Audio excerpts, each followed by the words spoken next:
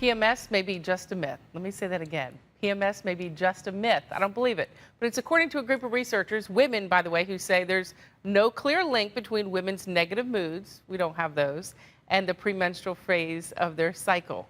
Fox 7's Lauren Petrosky is here with reaction to this. Lauren? And I'm sure you can imagine that reaction. Those researchers out of the University of Toronto say the whole idea of PMS is so ingrained in our culture that we automatically associate a woman's bad mood with the start of her period.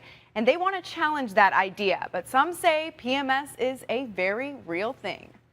Do this one because it really shows muscles. As the owner of a Curves gym, Susie Berry interacts with a lot of women and deals with a lot of moods. We just kind of know when somebody walks in with that look on their face, we're like, come in, work it off, you'll feel so much better.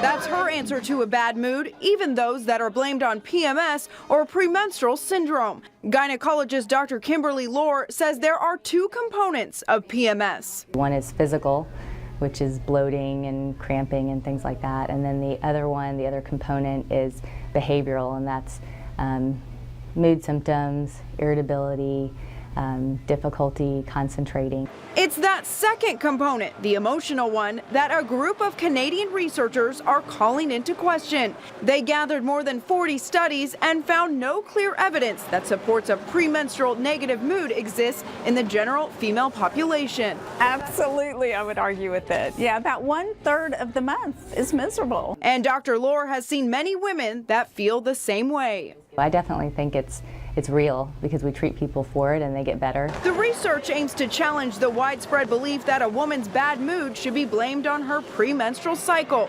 But many women say they know all too well that PMS is not just a myth. I have heard some people who really do have changes in their personality during that time of the month. I think people joke about it, a lot, but I think it's real. Now, we didn't want to leave the guys out of this one, so of course we had to ask them if they think PMS is just a myth.